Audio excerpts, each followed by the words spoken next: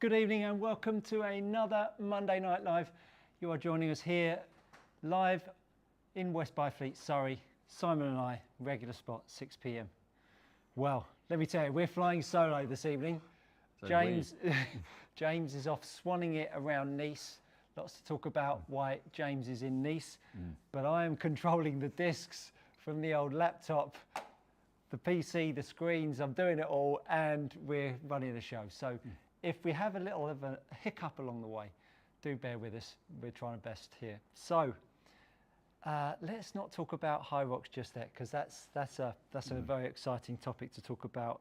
So do stay tuned for that. Scotty Scheffler. Oh my goodness! I mean, isn't it? It was so lovely to see Nick draw attention to the fact that if you saw Scotty Scheffler on the range hitting balls, you'd go, not sure that's going to work, but yet he is redefining consistency, how it can be done, and how exciting it is to watch. I think this is the thing. As you said, it's every time. Well, I look at it and go, he can't. Can he continue to do this? But he can. And everyone said, can he continue to do this? But he can. He's dominated. He's dominating. Yeah, I mean, I think, but it's a classic case of he's that physically fit and strong that all the jiggery pokery going on down there, it's actually after the ball's gone. So, and he's so stable from here up, the delivery's there, and then he does his Irish jig and it goes close. And so, I think the convention of the kind of the pretty swing, it doesn't matter if that club face is under control. No. And of course, playing around Muirfield, Jack's Place, it's a treacherous venue. So many greens at angles where you've got to move it into flags, and obviously a lot of fade flags, a lot of fade greens with bunkers left, water right. So much precision, dealing with not only curvature in the sky, but obviously with the depth, to show again that kind of level of accuracy. It was really, I mean, I'd have to say it's probably the most engaged I've been watching golf, purely because of what's needed around that golf course, and it was lovely to see scoring drawn back to some single digits. And I think you see from who else was up there, Morikawa. You've got two guys that are, and I think this is where Scheffler's game's underrated. That my take on his action is that it means he's so much height as he comes down. I saw it said after the Masters how good his wedge game is, because that club face is so square through the ball. There's not rotation on it, so he's so in control of it. And as you say, those greens are firm. That was not an easy golf course at all. And you've got two of the best grinders and iron players up there, which on where they're going behind, picture of it behind us this week. It's hard to look past those couple of players. 100%. I was really surprised by Xander Schauffele. One, obviously at Valhalla, he made a decision, I think it was Friday, might have been Saturday actually, took drive on the short par 4, wanged it right, holed it out of the trap for 3, got very lucky. I was shocked at the decision making behind his play, and actually it all sort of unraveled a little bit from there. But when someone's in form, I think it just shows the invincibility that sometimes they can feel. And as amateur golfers, as golf professionals, you can easily get too confident and you can actually play yourself into some crap golf. And it was, obviously the commentators, comms were very critical of it, and rightly so, because it was a dumb play at the wrong, but got away with it. I agree. I think that is a classic case of, I've just won, I'm on a high, I'm going to force this. And those of us, they experience it for a few rounds in a row. We get it for a few holes in a row, and then we press something and go, God, why did I do that? That was a stupid error. And it's a bit like the whole mantra of amateurs now, like at the pro game, it's get it as far out there as possible. And I just don't get that. Certainly for amateurs, a strategy, this bomb it up there and just play as short a club in as possible. Actually play to a bit of the hole that takes some risk out and give yourself a better chance of making par. And I think around a hard golf course, that when they're playing a tough golf course, that comes out. Not statisticians, the strategists come out. The players that can control the yardages, control their emotions and thought processes. Hence, the US Open has a kind of winner. Andy North, dull as heck, but he won two. And I think, round a tough test, you see the players who I think maybe understand their games a little bit better win more. And knowing their bad shots, right? Yeah, 100%. As per usual, we've got 2 of the discs. Well, I've got 3 this evening. Got 2 iPads, and I've got an OBS studio to control 3 different screens. It's going to be fun. Speaking of tough tests, there's been a little event going on over in Nice, and crikey. If you're not familiar, we've mentioned Kate Davey on the show, James's wife, who's usually sat behind the discs showing 2 fingers up at us most of the time. They're out in Nice, world champs, Hyrox, and Kate qualified into the Elite 15. Now, if you're not familiar, Hyrox is a salt course of... That's actually one of the best descriptions I've heard. Actually. Yeah, of functionals. Yeah. And those functional exercises are pulling a sled, burpees, carrying some weights around, and with a 1 kilometre run in between. And it takes the fast girls just under a minute. And Kate is one of those fast girls. Yeah, sorry, an hour. Excuse me. Speedy Gonzalez. Yeah, I mean, and she's aiming for that. Yeah, for sure, and she did it in 104, but the winner did it in 59:59. And to give you an idea of how many people are competing, I think there's 20,000 girls across the world that are competing to get into Hyrox, and Kate qualified in 12th spot, I believe, and went on, hung out for a long time in second place for the first 10 minutes, and ended up finishing 6th, which, crikey, I mean, we see her train here. I train with her a little bit. I mean, it's incredible to see 2 years ago, she hadn't done anything in Hyrox, and now she's gone from being a competitor to actually someone that's got a potential of being on a podium, and depending on how hard she pushes, well, there's no question of that, but what her body would let her do to win the whole event. And on the back of that, finishing 6th, she went on and she won the mixed relay, the mixed event, that's it. Mixed relay. Yeah, and the team event. Women's pro doubles, yeah. I think, as you say, the last couple of years, she started 2 years back, and then through last year, just missed out on Elite 15 at Worlds. Got into it early this season in the last sort of 9 months or so, and has done 4 or 5 of the Elite 15 events, and sort of gradually eking away up, and changed coach a couple of months back, I think. Yeah, 8 weeks ago. And to the improvement in those 8 weeks, I think is astounding, quite frankly. In this now, we've always known that Kate is unbelievably driven.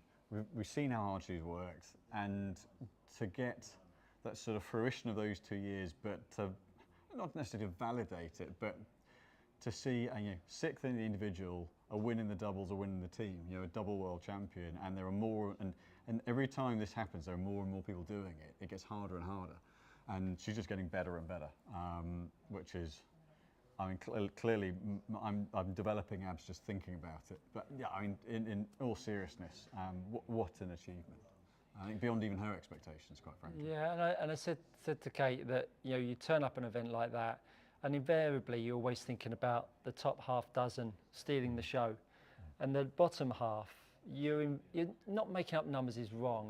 Is no way, shape or form that at all, because you're top 15 in the world, but you don't feel like you're actually in the mix to take a title. Yeah. She was saying she ran in after the first K and on the rower, and she was lying in second place. No, it was actually after, it was the second functional.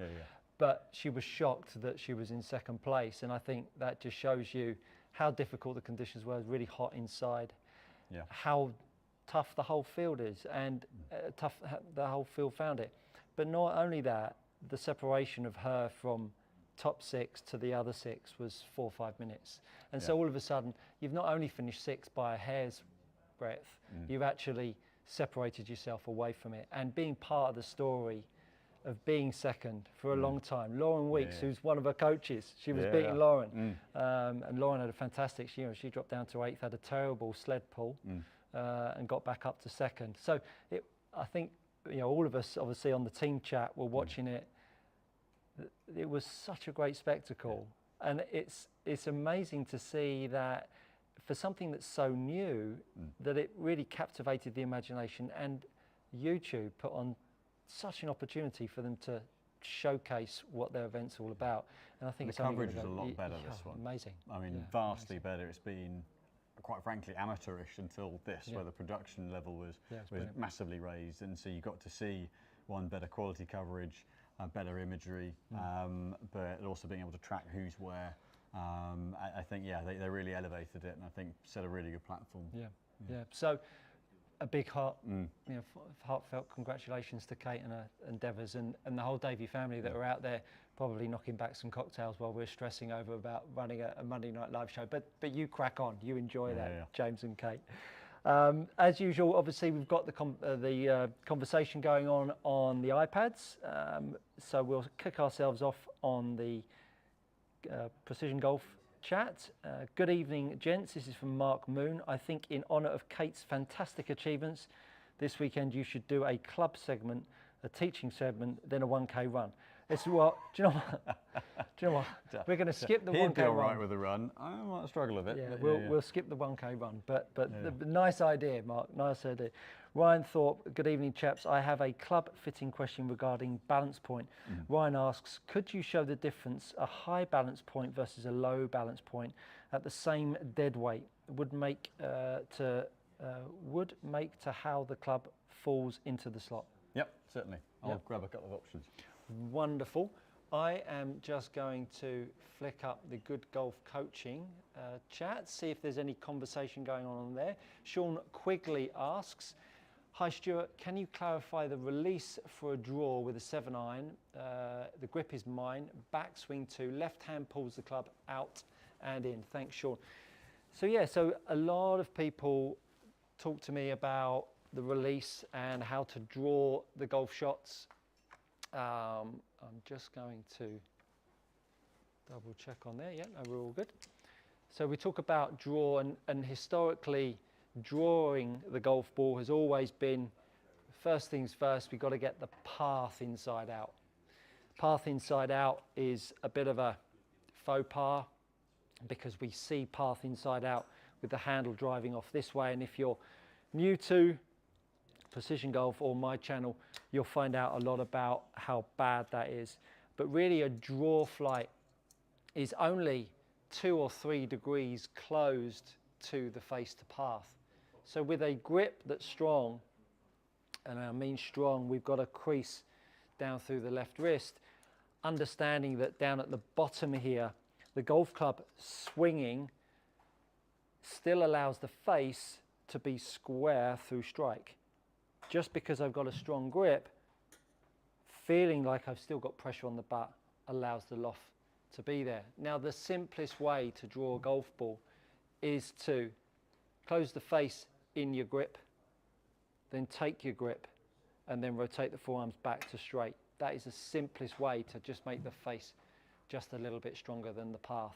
And then, with a bit of luck, by aiming slightly more up to the right, because you've now rotated your forearms back to straight, and then you make your usual swing through it, we should start to see a golf ball that draws back to your target. Now, I didn't take any particular golf club, and that's gone quite close to the flag, and at that point, I'm supposed to click that button there, and hopefully you can see a little bit of the data. So I had a curve of 1 yard to the left. I think that would come under hitting a draw. That's what you pros call a draw. Oh, hang on, I've just put the opening segment back there. It's going to be a comedy night, folks. I've got a lot of things going on. So that's the way I would recommend you doing it. Just close the face down, take your usual grip, and then square the face back up. Sorry about that new opening segment there. And that would be the best way to hit a draw. Hopefully that makes sense. So for high balance and low balance point, I've actually got 2 shafts by Acra, the RPG series. One is a high balance, one's a low balance, but they're exactly the same dead weight. So going to start with the low balance. So there's about a couple of swing rate points in balance difference between the two. I will for this. Oh, I've just knocked the track, man. It's all right. We can recalibrate. Fix We're that? all right. Can you fix that? Goodness me. All right. I'm now walking around with keyboards and control keys and all sorts. This is getting. I'm not sure. It's getting hectic, isn't it? For those of you that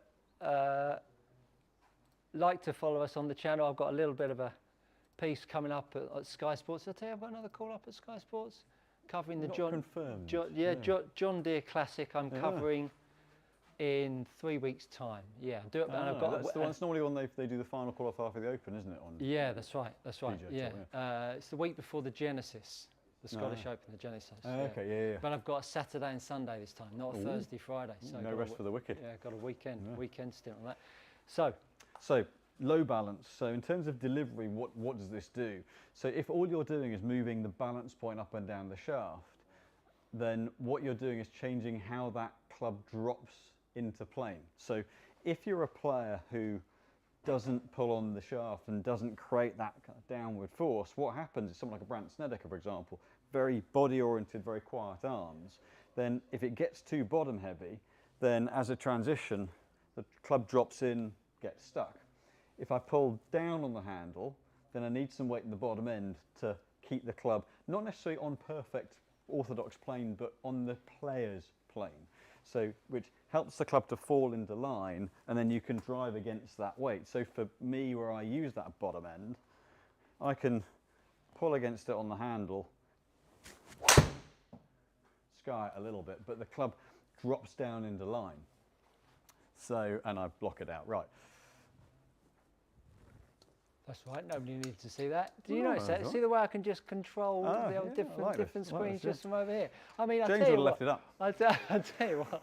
Well, but yeah, I'll tell you what. There's Simon's data up on the screen there. So 234 carry, 246, but yeah, it's a little bit high. Good club speed at 105, 2389 rev, and a spin axis of 8.5 to the right, 13 yards of cut. So where I've changed to the high balance, I've moved the balance point up the shaft. If I make that same move, there's less mass in the bottom end to pull against. So essentially, it's easier to get the club head through. So if I put that same move on and give it a little bit of a pull from the top on the handle,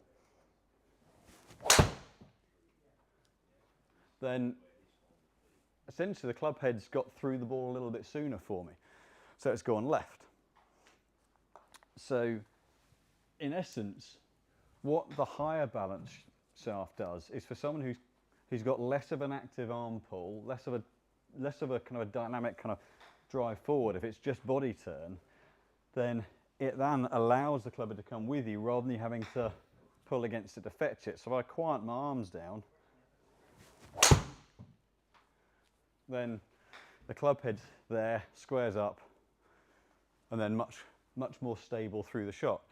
So depending on how you deliver the club, how you move the club from here down, and which bits of your body you use to make that shift, the balance point helps the club to drop into plane and to time through impact, so you can just build speed naturally.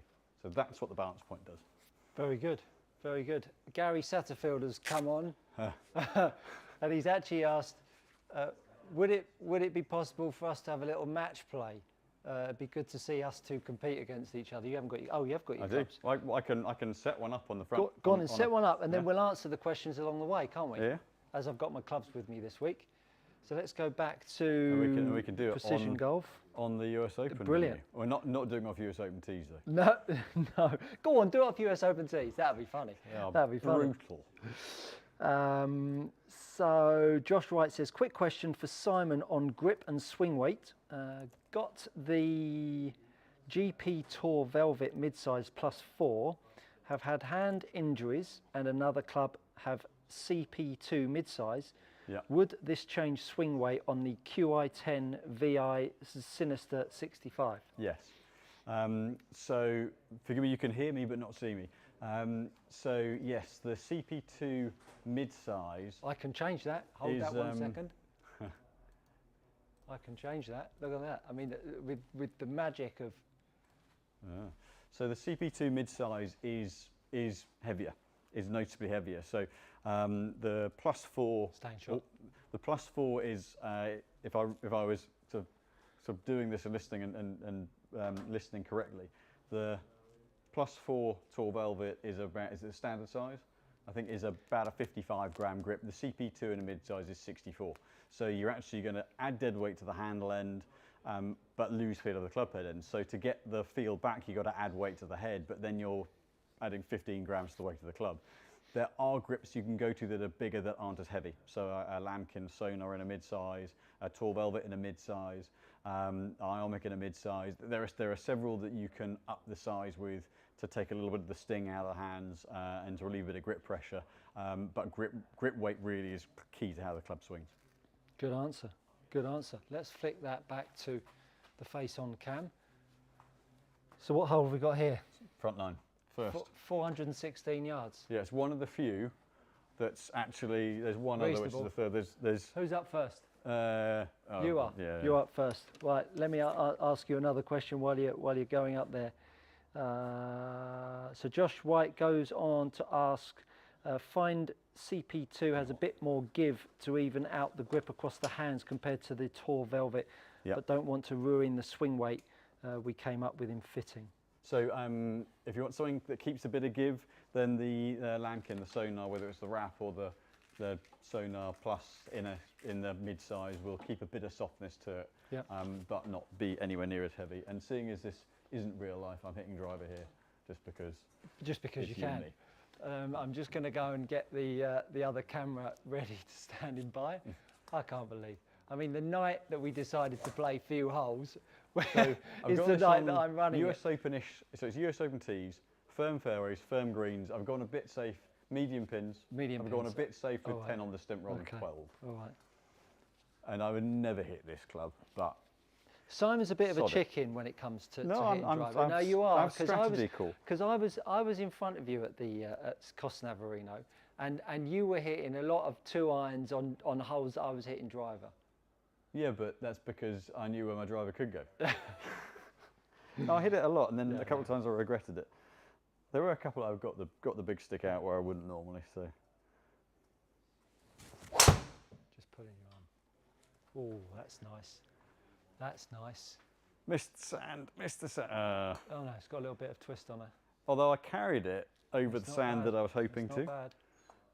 Look at this. I mean, I'm all over this. I mean, I've got so much going on. So all you've got to do, Simon, is press the control key, that one there.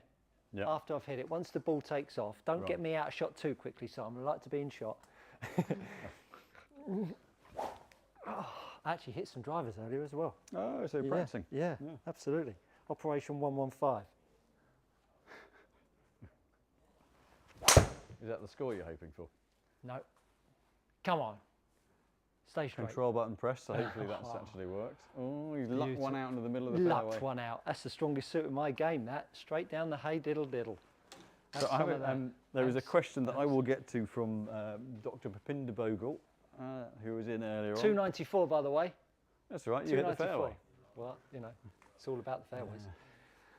You're up next. Back over So what have we got here? What have we got here? So 145. So Nigel, hi guys, I have a GI10 driver and 5-wood with KBS Cat 4 shafts, 60 and 80, but can't seem to find a 3-wood with the same shaft in it or in. Is there any of the stock ones close in profile? No, the KBS, is it TDs, I think you said? Hang on. The TDs, if it's TD, they're quite a particular... He didn't say, so QI10s, that's all. With the KBS, I think you said a KBS shaft in Cat 4. If it's the TDs, then they are quite a particular profile, and the stock ones will be quite different to that. Probably the closest, only the balance is different. The closest one might well be... so they don't do that Diamana in the 70. Feel-wise, the hazardous black, but it will swing differently. Still less tip heavy. So. Gary Satterfield goes on. How many holes are we playing, by the way? We won't get that many in. We'll play 2 holes. 3. We'll play 3 holes. We'll get 3 holes in. He says, Gary says the loser has to do 10 press-ups. I better win then. Oh, that's a naughty shot. Stopped a bit quicker than I was expecting. for firm greens. That's a naughty shot. Oh, out the rough. Yeah, 48, Cheeky. 48, 3 feet. Must have hit into an upslope. Yeah, nice. If it knows me, then it'll 3-putt me. 125. So I'm gonna whilst you do that, I'm gonna ask you Bhupinder's question. Ask me. Yeah. Oh, Because it's about a swing. So he said, Okay. first bit he said, just had a driver fitting with Simon. Yep. Just like to sincerely thank him for his incredible expertise and patience in finding me the perfect shaft head combination for my driver. Never felt so comfortable and confident. Yeah. The main question is, I know, Stuart, you like to use the ground in the swing, but often see players lifting their left heel. And for those of us who are less flexible, would you consider that okay to help us make a fuller and longer turn, help initiate the weight shift back and the downswing? Or do you feel this is not a good thing to do? No, 100%. I think it's a good thing. I think it's a good thing. I think when you start to lift the heel but still load the toe, you start to get a little bit more mobility. I think there's been way too many golfers out there that have actually resisted with the knees, held the knee out, and reduced hip turn. That was a thing. 90s were all turn. Yeah, big time, big time. There's a bit of kit that I use, Sport Box, which it really gives people an idea of understanding exactly how much hip turn and shoulder turn they use.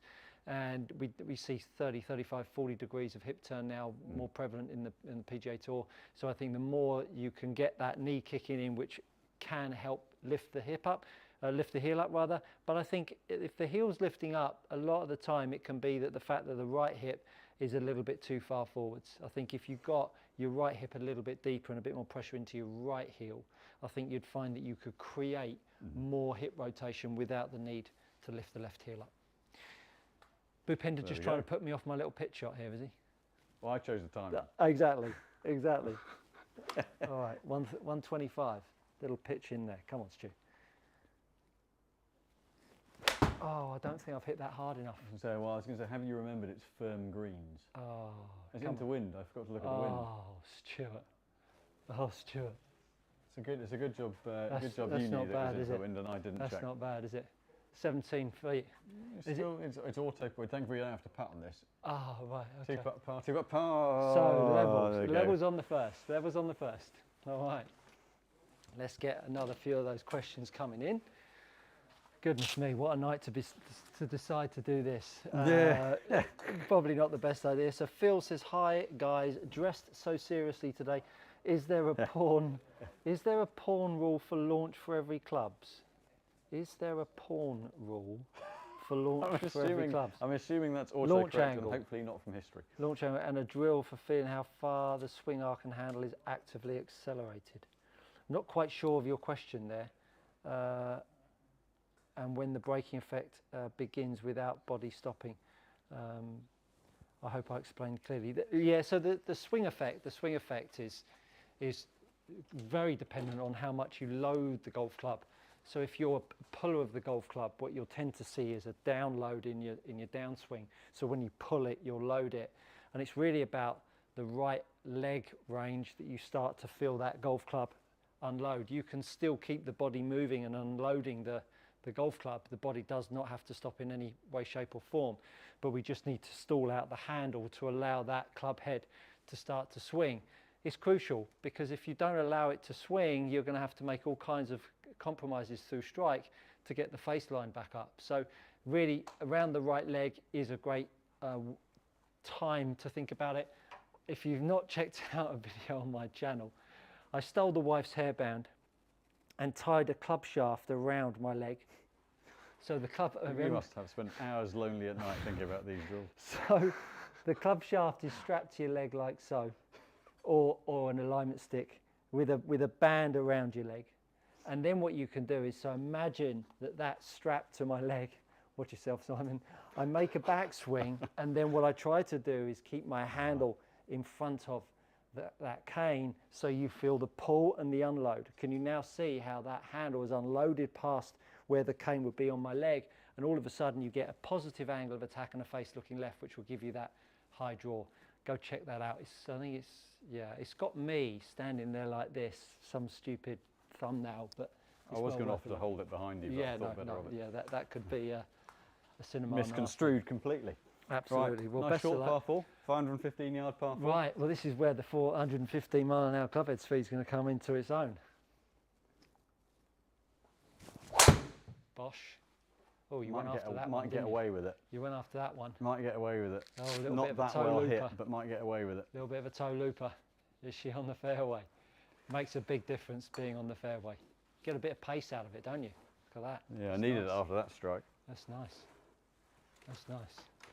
284 down the middle. Yeah, it's a rotter of a strike, bad. but I'll take it. It's not bad. It's in play.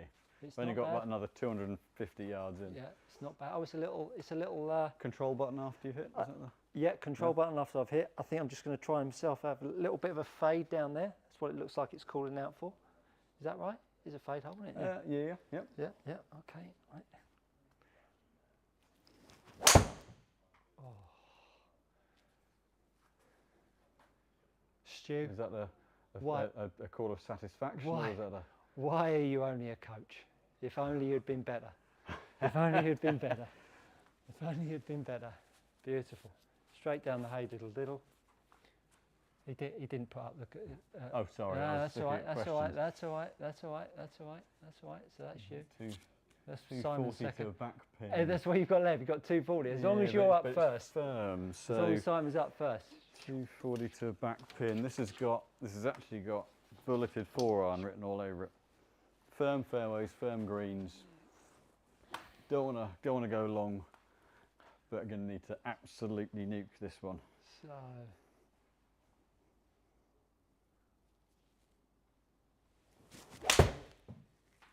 We've got a. Oh. Which I have actually. I can't. Oh my I've got goodness. nothing left Oh after no. that. Don't come up short. Don't come up short. Oh, it hasn't come up short. Oh my goodness me. What have you gone and done?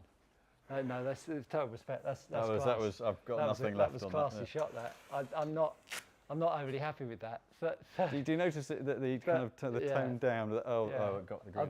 I better start warming up the old press. You only got 225. 225. Well, that's got to be a little feathery devery 4-iron, isn't Remember, it? it's firm. Yeah. A little Something kinder. a little Virginia 4-iron. So Chris Shanks, what can you assume about somebody's swing with a 92 mile? Actually, I've missed one from Cool Breeze. I'll come back to that. The 92 mile an hour 7-iron speed. Enjoys playing a Nippon 950 iron shaft. Curious, what is it about the lighter weight that I enjoy? Not everyone who has high club speed actually needs a lot of weight. It depends how you develop your speed. You can have a lot of speed, but it's a kind of crack at the whip and a snap rather than a kind of a hammer hit. So if you have speed but not a kind of a hit at the ball, the lighter weight allows you to move fast and comes with you. So just because you've got a lot of club speed doesn't mean you need heavy weight. That's where club fitting has gone wrong over the years, and it's assumed that if you have a lot of speed, you must need heavy to control it. And sometimes, which potentially what you're finding there, it's completely the opposite. Very good, very good. Right. Didn't like him putting me off my 4-iron there, but I'll let him have that question. Come on, Stu. He's only gone and bloody played one, hasn't he? Right, going to need another little fade into that Scott flag.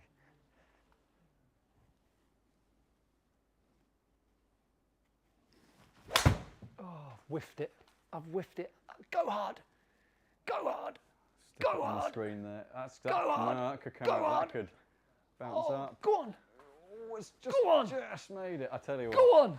We could sell Go that on. to quite a few players this week. Our US Open. Oh, I'm all about It's that. amazing what a square club I'm all face can about do. that. I'm all about that. 20 feet. What's it given us? 2 putts for par. 2 putts for par. Some would say that we can play this game. Some would Some would say. say. We don't have to putt.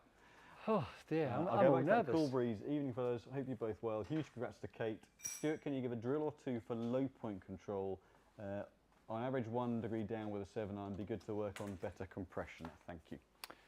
Best drill is to take the golf club in your right hand, pop your left hand underneath your right elbow, and just do a few little through swings where you get your right foot to step back to the right and you get your right shoulder to almost replace where your left hip would be. So you go back halfway, step back and make a little through swing.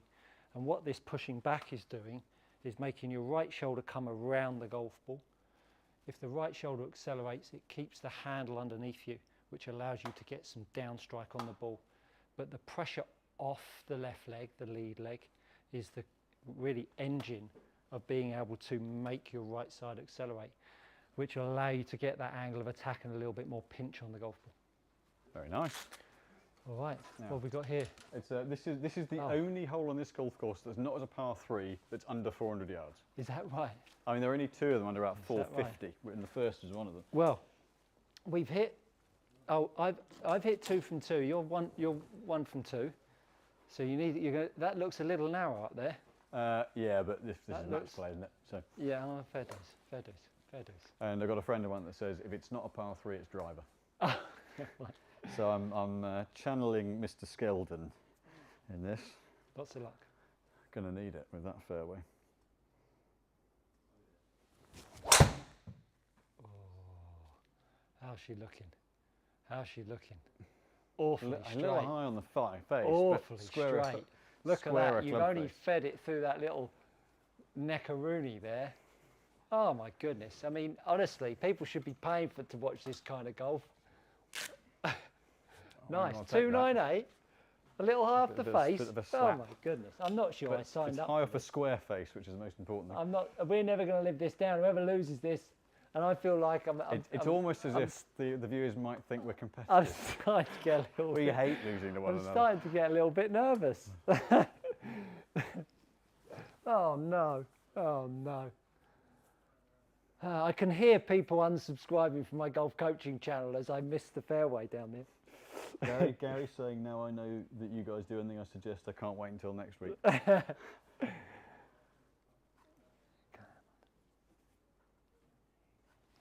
Oh, I might have found one down the middle as well.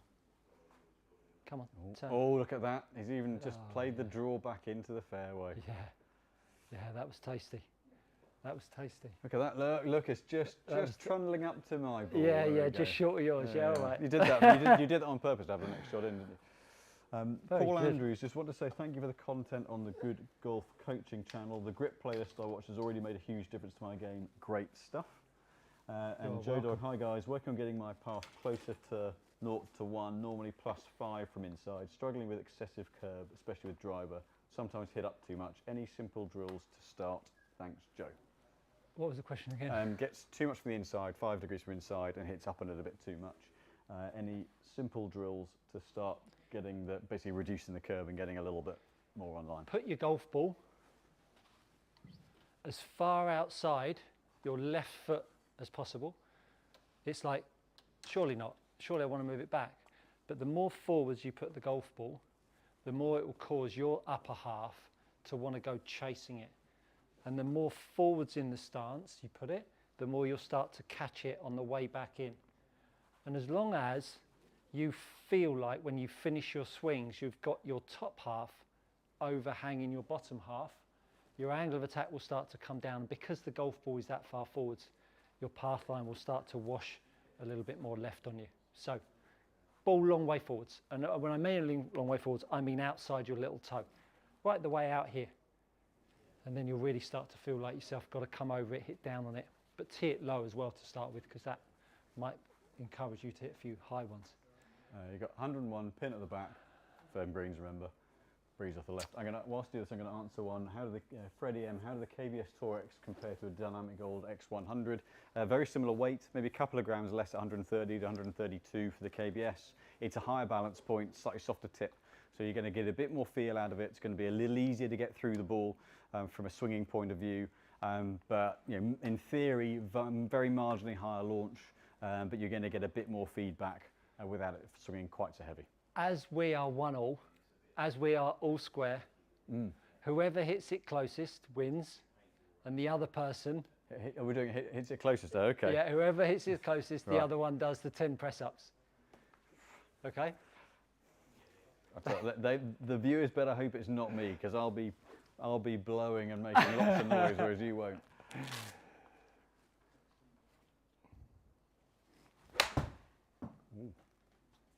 Ooh. Oh, Ooh. oh, Ooh. oh, So I've got to hit the green. oh, just hit the green.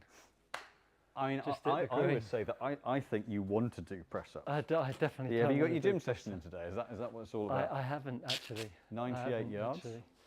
So I'm going to play little knockdown with a 56.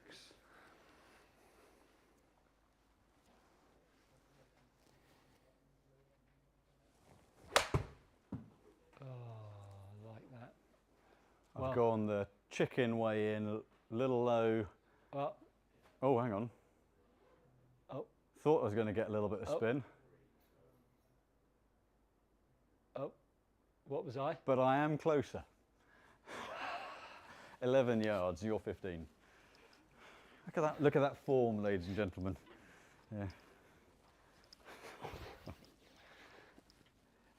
Whilst he's larking about on the floor. God, that was quick. Horse racing legends. Fitted into Apex irons with Oban CT115. Bought spray and all toe strikes. Tried to spray on my Nike irons with S300 and butter center striking. I'm horrified. So the lighter balance, if it's out the toe, is then the CT115 is a higher balance steel. So that potentially just means there's not enough mass taking you down to the bottom of the ball. The S300 is a little heavier, and that's taking you into the bottom and getting you to extend into impact. So that is highly likely to be the difference between the two there for you. I'm disappointed about that. I'm disappointed about that. I mean, disappointed that neither of us hit the green from 100 I yards. know.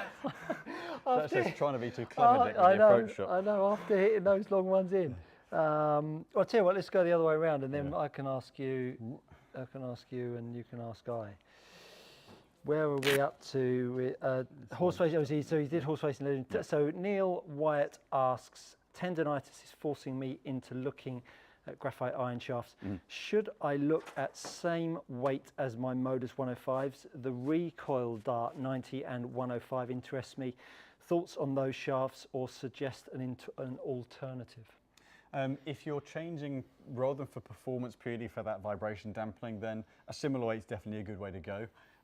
Certainly the recoil darts will be a less harsh feel than some of the others, and when you're getting up to 100 odd grams in a graphite or a composite, there's a lot of material, so they can feel quite harsh, quite dead, whereas in steel the wall thickness is much thinner, so you get a bit more load, a bit more feedback out the shaft. So something like the recoil will take a little bit of sting out of it, but there aren't a huge amount of shafts at that weight that are going to feel softer.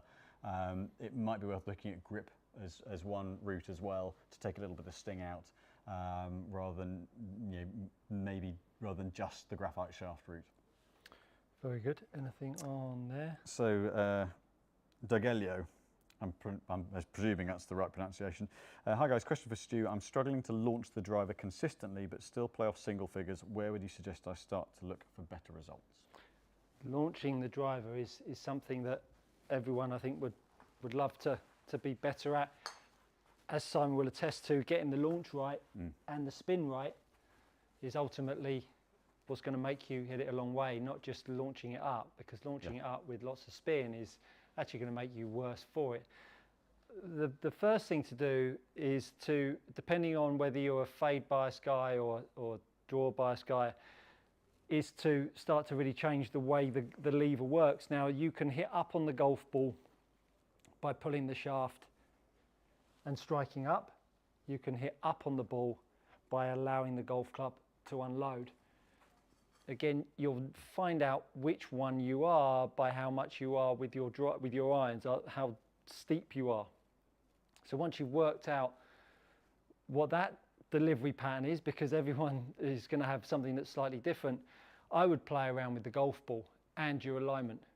So if you're someone that hits up with a shaft lean, I would go stronger with your hold initially, because if you've got shaft lean and then you start to sit back, you're going to invariably start to make the face a little bit weaker.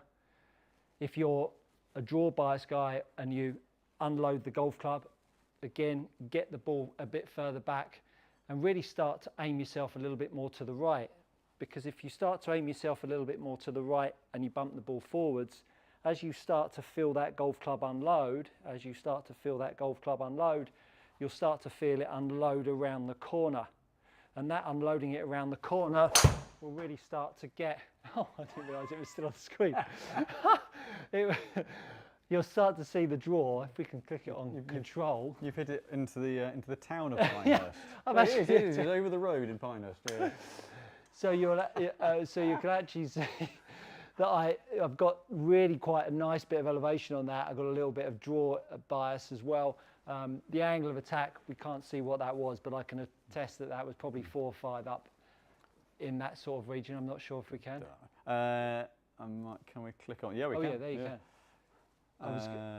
The angle of attack will be here, 8. Yeah, so a long way up, a long way up.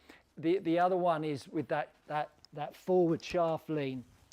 So I'm going to look to create forward shaft lean, but then hit up on it. So I got a tee shot for you this time. Okay, great. Thought it'd be a bit easier than chip. So forward shaft lean and hitting up. So a lot low in ball flight because I lent the shaft forwards, but hopefully still created an up strike.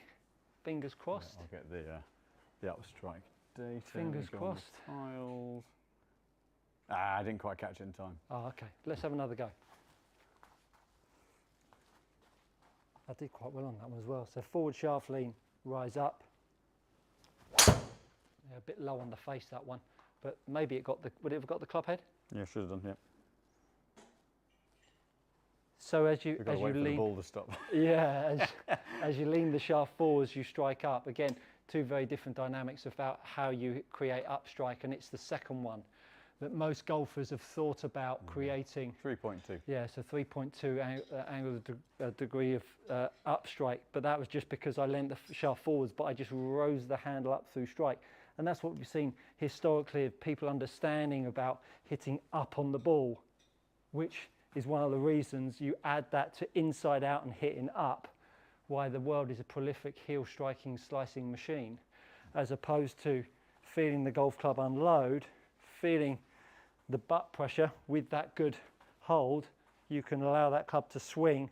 You can create that angle of attack up. I can still feel the golf club down, let the club swing, and you can still create super high launch with a nice amount of draw. I'm on form tonight with the old driver. But got fitted quite well by someone who's not too far away from us at the moment. The other one, actually, I think is a good follow-on from this. Lewis Kane's, I struggle with open club faces and shanks. I know my grip's too weak, but if I strengthen it, I hit it further right. I think I'm perhaps not releasing it. Any thoughts / drills? Yeah, and I did a great drill. I did a great video on this that's going nuts at the moment. Actually, I think it was on 8,000, and only after a couple of days, where where I talk about getting your left shoulder low. You know, left shoulder low is obviously the complete polar opposite of someone thinking about trying to get inside out. So if you do make your grip stronger and you've still got this inside out trait, I can't ever offset, even with the most strongest of club faces, an handle rising up because of how shut the blade is. So getting that left shoulder lower in your through swing, where it almost feels like it's lower than your right shoulder, will really start to encourage that ball to draw around to the left. Sorry, you guys, I forgot to switch the that's control right. button. That's That was right. why you couldn't see it. Let me do that again then. So I'm really trying to feel left shoulder low, and again, it goes completely against everything anyone had ever told you. Left shoulder low will start to lift the club head up, which will get that angle of attack. But not only that, it'll really start to get that face closing over for you. You know, again, that's my right shoulder feeling like it's high, and you'll really start to get, and again, we can see that ball bending away to the left. So I would go left hand down, left shoulder down, right shoulder up with that stronger hold. And I think that will fix your slices and shanks. But go check that video out. I forget what the thumbnail is. Yeah, but it's the last 1 or 2 videos. We'll try and remember to press control next time. Yeah, that's all right. That's all right. God, I've done more ball beating tonight than I've ever done. That's normally your job. Who have we got here? So Frank Lehman, hi. Please, can you explain and recommend the optimized grip handle size? Greetings from Hamburg, Germany. So, I mean, it's a bit of an interesting one. I mean, a base point would be, a start point is going to be what size glove do you wear, and kind of from a core size point of view. So if you're a medium or small, you're certainly going to be a standard size. Medium, large to large, you're creeping towards and into a mid-size. And really it's about getting it sitting in your hands correctly. Ideally, I'm going to come close to the camera for this one. So ideally, what we want to see, once it's into your hands, is that visible? I can't quite see. Yeah, perfect. is you want little finger round past the center of the grip there, because that clamps it in. And then you want, as I close it down, tips of the fingers touching the pad of the thumb. So then you're getting lots of contact from the hands onto the grip. So you maximize the contact, you minimize the pressure required to get that control. And then similarly in the bottom hand, I'm going to come this side, what we're looking for is when you place the grip on, that it sits comfortably in that trigger finger. So if you're someone who's got a long hand, sort of, you know, a wide spread, wide wingspan, you might find that you need to build out the bottom hand a little bit, reduce the tapering, so a +4 grip potentially, to not have to clamp down on it to get control. It is a bit of a mixture of the theory of that and then the practice element of it feeling comfortable. We've had many people over the years where the theory of the grip size suits really well, but it just doesn't feel comfortable. And ultimately, it's your only point of contact with the club, so it has to feel comfortable. If it doesn't feel comfortable, you will tense up in your hands, and that tension goes all the way across here, and you lock out and you lose all that fluidity. So there's a little bit of, to a point, if you haven't got someone to go to advise, and it's a little bit of trial and error. If you're, say, medium or a small grip, a standard size, an extra couple of layers underneath a standard core size. If you're medium large to large on the glove, then a mid size could quite feasibly be the right base point, and see how little pressure it feels like you've got to exert to keep control of the club. The better the grip size, the less pressure you're going to need to exert. John Puckett, good evening. Good evening, John. Look forward to this show every Monday. Thanks, John. Nice to have you along with us. Can you do a comparison with the Mizuno 243 and the Srixon ZX2? Swing comparison or differences you've noticed in the bays? So differences in the bays. The 243 has a little bit more pop off the face than the 221 did, and actually than the ZX7 does. Was it ZX7? Zoe ZX7. ZX7. Yeah. So because the 243 has a bit of face tech, it's got a thinner face, it's got a little bit more ball speed generation from that. Visually from the top line, it's a little bit neater, which quite a lot of players like. Equally speaking, a lot of players like the flatter top line, the ZX7. ZX7 to launch angle has a little lower spin, or the 243 has moved closer to that this year. Probably a little bit more ball speed off the 243, but a slightly more solid feel as a result on the ZX7. So both really, really good club heads. If you're a little bit steeper on the ball, the ZX7, that sole shape, that little bit of an angled profile, definitely helps with turf interaction. Very good. MY is having a chat with Neil Wyatt. Papa B, hello young men. Lovely, lovely, lovely. Is there a way to know when a shaft needs upgrading?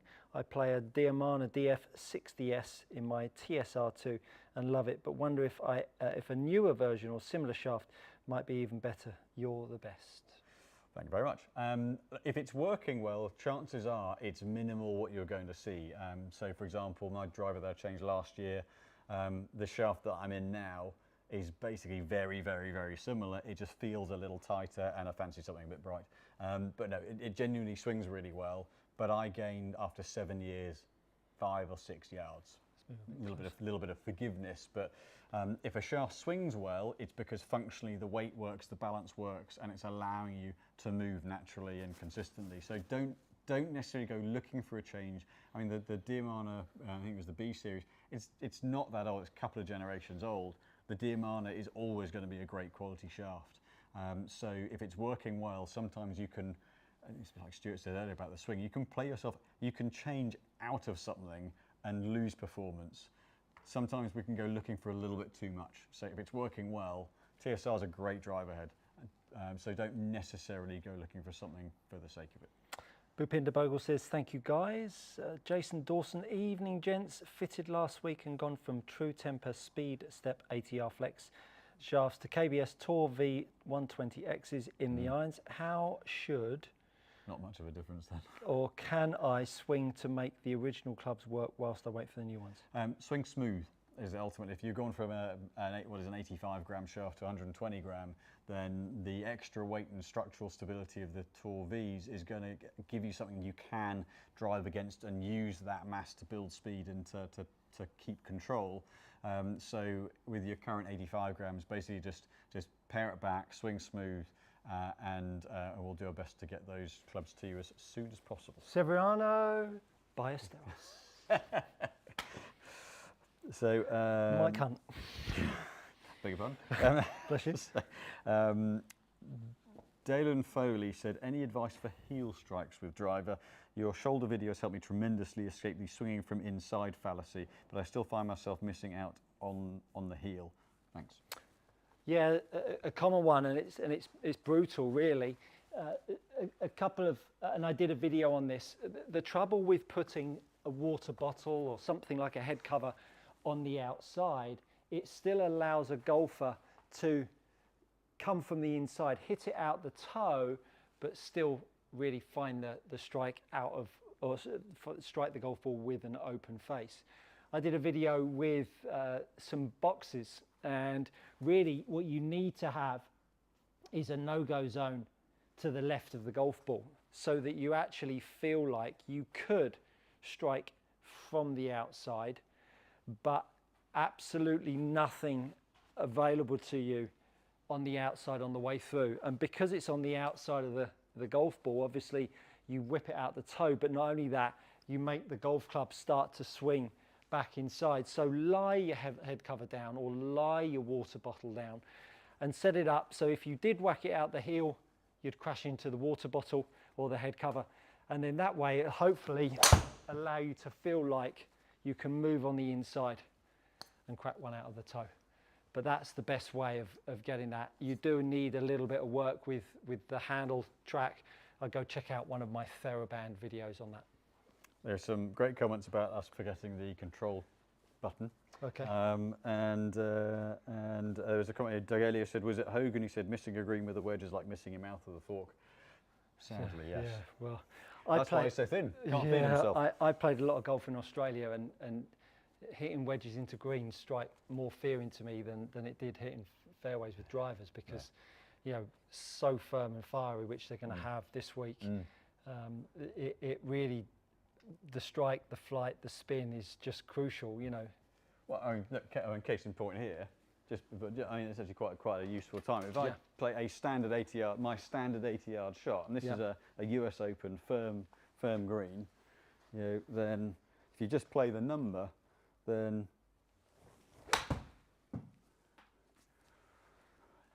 kaboing, kaboing. Yeah, it's pitching pin high, gone long.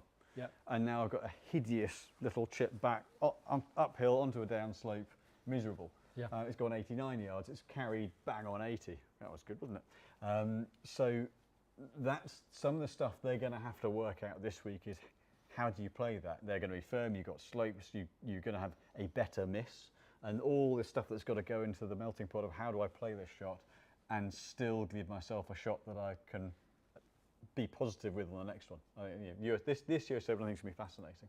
I think the people don't appreciate quite the difficulty of getting balls close when the greens are that firm. I mean, you only have to go down and play at places like Prince's, Wilson George's, you know, these links golf courses that have got so much bounce on the first pitch that you just lose all spin and lose all control, and all of a sudden you're having to think about putting lines back from 100 yards. It's hard work, and it's like knowing the next chip you're going to have, isn't it? Because you go over the back, then you catch a swale and catch a swale, and you can be up and around the back of a bunker having to play a high lob shot onto a concrete. And this, more than almost anywhere else, as you say, it's a bit like snooker, where they've got to think 3 shots ahead. And they haven't got simple pin positions this week either. They're not. They wouldn't be the stuff that we'd get if we went out there. They are tucked. Give me a winner this week. Morikawa. Morikawa. I was thinking about him even before he came second last week. I mean, Scheffler's an obvious one, but I think Morikawa, again, iron play around here. Control your golf ball, play from the fairway, control your golf ball. I'm going to go Bryson.